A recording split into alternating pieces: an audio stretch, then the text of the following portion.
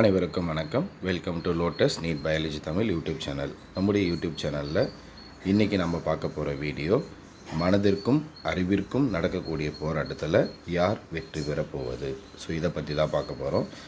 நமக்கு விரைவில் பண்ணாக்கா பிஜிடிஆர்பி எக்ஸாம் 2025க்கான நோட்டிஃபிகேஷன் வரப்போகுது. ஸோ நிறைய பேர் படிச்சுட்ருக்கோம். ஆனாலையும் ஒரு சிலருக்கு பண்ணாக்கா நிறைய மனப்போராட்டங்கள் இருக்குது. ஸோ சைக்காலஜியில் பண்ணாக்கா அந்த மனப்போராட்டத்துடைய வகைகள் அப்படின்னு ஒன்று கொடுத்துருப்பாங்க. ஸோ விலகுதல், அணுகுதல், விலகுதல், இந்த மாதிரி பண்ணாக்கா மனப்போராட்டத்துடைய வகைகளே கொடுத்துருப்பாங்க. ஸோ இதில் நமக்கு மனதிற்கும் அறிவிற்கும் நடக்கக்கூடிய போராட்டம், என்ன மனது என்ன அறிவு அப்படின்னு ஒரு கொஷின் வரும். அதாவது நம்முடைய அறிவு என்ன பண்ணோம் அப்படின்னா, எப்போவுமே படிக்கணும்னு சொல்லிக்கிட்டே இருக்கும். ஆனால் நம்ம மனது எப்போவுமே பார்த்தீங்கன்னாக்கா ரெஸ்ட்டை மட்டும்தான் தேடும். இதில் எது அதிகமாக வின் பண்ணோம் அப்படின்னா நம்ம மனசு தான் வின் பண்ணும். ஆனால் அறிவு நிறைய டைம் பார்த்தீங்கன்னாக்கா தோற்று போயிடும். இந்த அறிவு தோற்று போனால் நம்ம ஆட்டோமேட்டிக்காக பார்த்தீங்கன்னாக்கா எக்ஸாமில் பார்த்தீங்கன்னாக்கா பின்னோக்கி போகிறோன்னு அர்த்தம். சரிங்களா?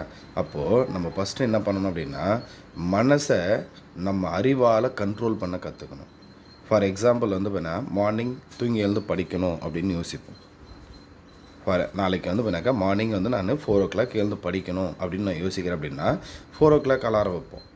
4 o'clock அலாரம் வச்சா என்கிட்ட பார்த்தீங்கன்னாக்கா 4:15க்கு தான் எழ முடியும். அப்போ நான் என்ன பண்ணுவேன், 3:45க்கு அலாரம் வைக்கிறேன்னு யோசிப்போம். அப்போ 3:45க்கு அலாரம் வச்சுட்டு 4 o'clock 3:45க்கு அடிக்கும். சரி, இன்னொரு 10 நிமிஷம், இன்னொரு 10 நிமிஷம்னு சொல்லிட்டு என்ன பண்ணுவோம், அப்படியே தூங்கிட்டே இருப்போம். அப்போது அந்த அறிவு அப்படின்றது அந்த 4 மணிக்கு அலாரம் வச்சா எழணும், 4 மணிக்கு எழணும்னு யோசிக்கிறது அறிவு சொல்கிறது. ஆனால் மனசு என்ன சொல்லுது, 3:45க்கு வைக்கலாம், அடுத்து இன்னொரு 10 நிமிஷம்னு சொல்லிட்டு தூங்குறோம் பார்த்தீங்களா, அது நம்ம மனசு செய்கிறது. அப்போது இதில் எது அதிகமாக வெற்றி பெறுது அப்படின்னாக்கா நம்முடைய மனசு தான் பண்ணாக்கா வெற்றி பெறுது. யார் ஒருத்தர் அந்த மனசை பண்ணாக்கா தன்னுடைய அறிவால் கண்ட்ரோல் பண்ணுறாங்களோ அவங்க மட்டும்தான் பண்ணாக்கா வெற்றி பெற முடியும்.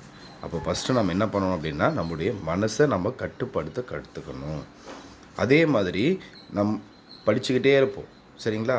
கொஞ்ச நேரம் பண்ணாக்கா யூடியூப் ஷார்ட்ஸ் பார்த்துட்டு வரலாம், கொஞ்ச நேரம் பண்ணாக்கா ஒரு பாட்டு கேட்கலாம், கொஞ்ச நேரம் பண்ணாக்கா போய் கிரிக்கெட் விளையாடிட்டு வரலாம். ஸோ ஏதோ ஒரு விஷயம், இல்லை கொஞ்ச நேரம் பண்ணாக்கா போய் ஃப்ரெண்ட்ஸோடு நல்லா ஜாலியாக பேசிட்டு வரலாம். இது யோசிக்கிறோம் இல்லையா? ஸோ இது எல்லாமே பண்ணாக்கா நம்ம மனசு நம்முடைய அறிவை பண்ணாக்கா கண்ட்ரோல் பண்ணும். நம்ம அறிவு மனசை கண்ட்ரோல் பண்ணுறதுக்கு பதிலாக மனசு என்ன பண்ணுது, அறிவை கண்ட்ரோல் பண்ணுது.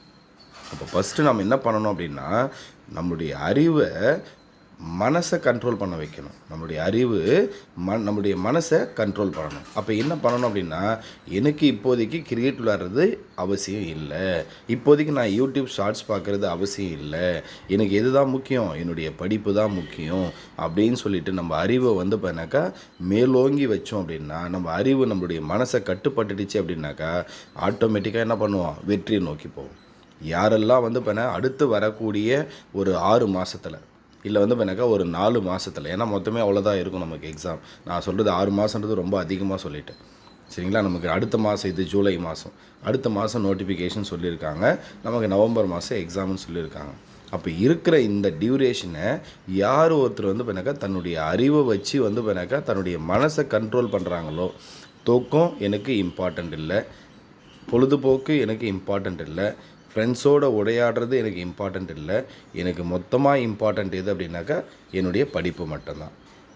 அடுத்தது இன்னொரு விஷயம் ரொம்ப இம்பார்ட்டன்ட், சொல்ல மறந்துட்டேன். நிறைய பேர் படிக்கிறவங்க இருப்பாங்க, நிறைய பேர் படிச்சுட்ருக்கீங்க. எல்லாருமே பண்ணக்கூடிய ஒரு பெரிய தவறு, நான் சொன்ன உடனே உங்களுக்கே தோணும், எல்லாருமே பண்ணக்கூடிய ஒரு பெரிய தவறு என்ன அப்படின்னா, நம்மக்கிட்ட ஒரு மெட்டீரியல் இருக்கும், அந்த மெட்டீரியல்லிருந்து ஆல்மோஸ்ட் பண்ணாக்கா ஒரு 80லேருந்து 90 கொஷின் வரும்னு வச்சிங்கன்னா. ஃபார் எக்ஸாம்பிள் எல்லாருமே மெட்டீரியல் வச்சுட்ருக்கோம், எல்லாருக்கிட்டையுமே மெட்டீரியல் இருக்குது, அந்த மெட்டீரியல்லேருந்து தான் 80லேருந்து 90 கொஷின் வரும்.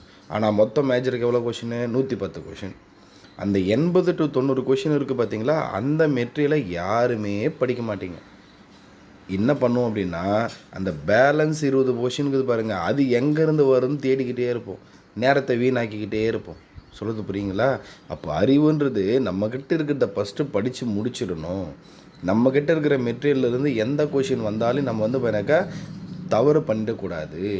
அந்த 80 to 90 கொஷின் வரக்கூடிய அந்த மெட்டீரியலை படித்தோம் அப்படின்னாவே ஆல்மோஸ்ட் நீங்கள் வந்து பார்த்தாக்கா சக்ஸஸ் உடைய அந்த இதுவுக்கு வந்து பார்த்தீங்கன்னா ரீச் ஆகிடுவீங்க. அப்போ அதுக்கப்புறம் தான் நம்ம என்ன பண்ணணும், அந்த பேலன்ஸ் இருக்கக்கூடிய 10-20 கொஷினுக்கு தேடணும்.